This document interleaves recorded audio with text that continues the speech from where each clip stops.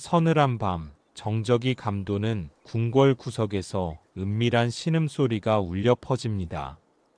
조선의 차기 왕비, 즉 세자빈이 지금 다른 여인의 품에 안겨 사랑을 나누고 있는 겁니다. 상대는 늠름한 구사도, 화려한 사대부도 아닌 바로 그녀의 수발을 들던 청민 출신 궁녀였습니다.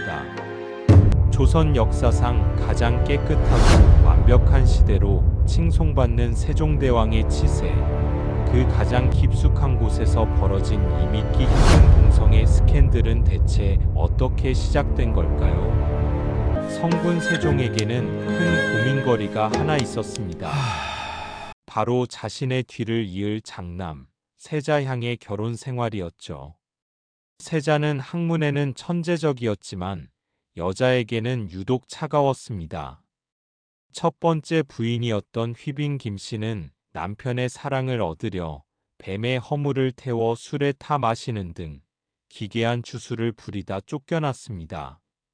세종은 이번엔 정말 제대로 된 며느리를 뽑겠다고 다짐하며 가문도 훌륭하고 성품도 호탕하다는 봉씨 가문이 딸을 두 번째 세자빈으로 맞이합니다. 그녀가 바로 오늘 이야기의 주인공, 순빈 봉씨입니다. 하지만 비극은 반복되었습니다.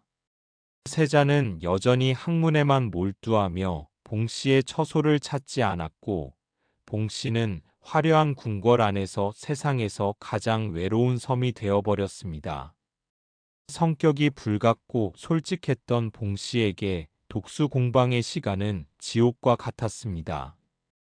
그녀는 남편의 관심을 끌기 위해 온갖 방법을 동원합니다.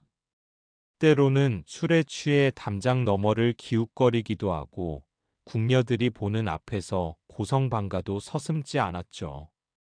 하지만 세자의 마음은 이미 다른 후궁에게 떠난 상태였습니다. 결핍은 광기를 낳는 법입니다. 봉씨는 남편에게 복수라도 하듯 궁궐 안에서 금지된 행동들을 하나둘 시작합니다.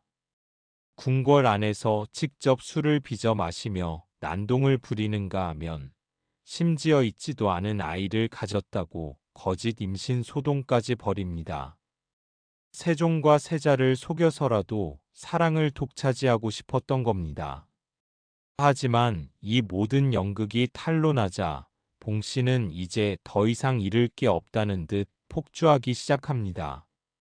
남자의 사랑이 불가능하다면 그녀는 시선을 돌려 가장 가까운 곳을 바라봤습니다. 바로 자신을 모시는 궁녀들이었죠. 사건이 걷잡을 수 없이 커진 건 궁궐 내에 퍼진 기괴한 소문 때문이었습니다. 세자빈이 밤마다 특정 궁녀를 불러들여 문을 걸어 잠그고 묘한 소리를 낸다는 것이었죠. 이 소문은 결국 세종의 귀에까지 들어갔고 성군은 경악을 금치 못하며 철저한 수사를 지시합니다. 수사관들이 세자빈의 처소에서 일하던 궁녀 소상을 붙잡아 추궁했을 때 조선 역사상 가장 충격적인 증언이 터져 나옵니다.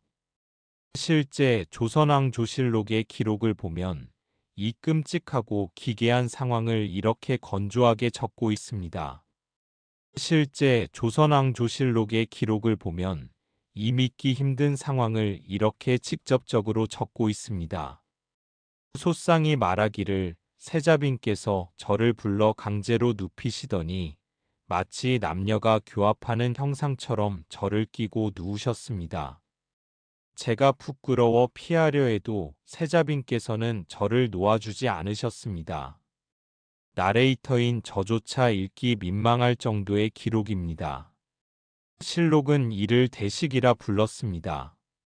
마주 앉아 밥을 먹는다는 뜻이지만 실제로는 궁녀들 사이에서 벌어지는 동성 연애를 일컫는 은어였죠.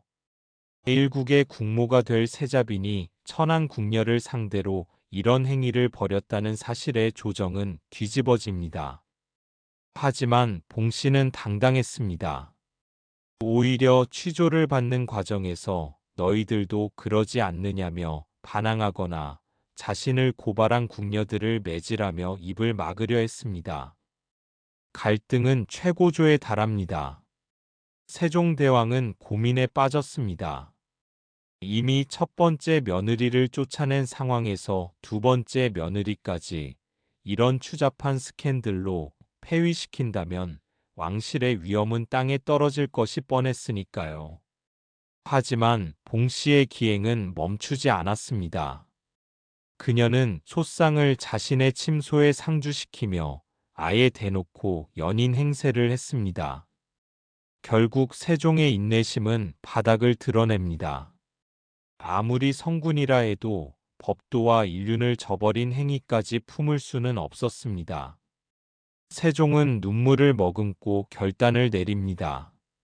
1436년 순빈 봉 씨는 세자빈의 자리에서 폐위되어 서인으로 강등된 채 궁 밖으로 쫓겨납니다.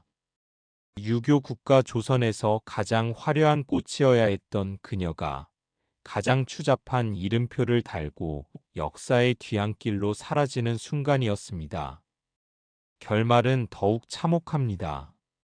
기록에는 없지만 당시 야사에 따르면 폐위되어 친정으로 돌아온 봉 씨를 본 그녀의 아버지는 가문이 수치를 씻겠다며 딸의 목을 직접 베어 죽이고 본인도 자결했다고 전해집니다.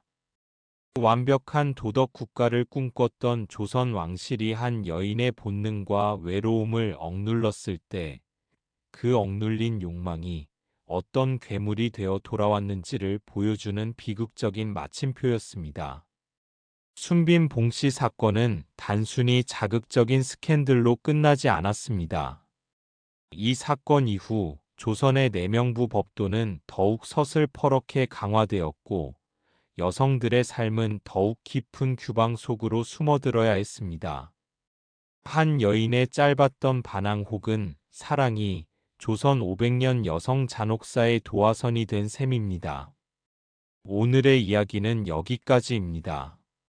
세종대왕의 완벽한 통치 아래 이런 소름 끼치는 이면이 있었다니 정말 믿기지 않으시죠? 오늘 영상이 여러분의 도파민을 제대로 자극했다면 구독과 좋아요, 알림 설정 잊지 마세요. 다음 시간에는 더 충격적인 주제를 들고 오겠습니다. 조선판 곡성, 중종시대의 괴생명체 목멱산 괴물에 대해 다뤄볼 예정입니다. 다음 영상에서 뵙겠습니다. 감사합니다.